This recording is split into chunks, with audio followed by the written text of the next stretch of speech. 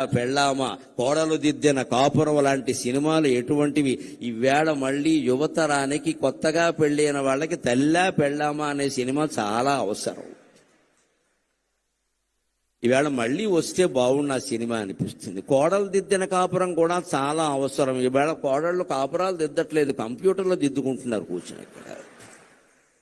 అందుకని కోడలు దిద్ది ఇవాళ ఉమ్మడి కుటుంబాలు లేవు, అన్నీ మడి కుటుంబాలు, దడి కుటుంబాలు, విడి కుటుంబాలే. అసలు కుటుంబం ఎక్కడుంది? పోయింది, టొంబం మిగిలింది ఇక్కడ. ఇప్పుడు అర్ధాంగులు తక్కువ, ఆర్డర్ పెట్టేవాళ్ళు ఎక్కువ. నమశివాయ నమశివాయ. అర్ధాంగి ఎందుకంటే ఆర్డర్ పెట్టడానికి, నేను ఆర్డర్ పెట్టుకుంటా, నీకేమో ఆర్డర్ పెట్టమంటా అంతే. మీకు ఇంకా గుంటూరులో కాపురాలు ఏమైనా ఉన్నాయేమో కానీ మాకు హైదరాబాదులో కాపురాలు లేవు. హైదరాబాదులో కాపురం చేస్తున్న దంపతులు కాదు, స్విగ్గీ జొమాటో, అది వాళ్ళే కాపురం చేస్తారు. స్విగ్గీ భార్య, జొమాటో భర్త, ఇందులో వీళ్ళకి 2 పిల్లలు ఉంటారు. ఒకళ్ళు పొటాటో, ఒకళ్ళు టొమాటో. మగ పిల్లలు కాస్త గట్టిగా ఉంటారు కాబట్టి పొటాటో, ఆడపిల్లలు మెత్తగా ఉంటారు కాబట్టి టొమాటో. స్విగ్గీ జొమాటోలు కాపురం చేస్తున్నాయి కానీ పిల్లలు ఎవరు కాపురాలు చేయట్లేదండి. హైదరాబాద్లో ప్రతిరోజు ఆర్డర్ పెట్టడమే.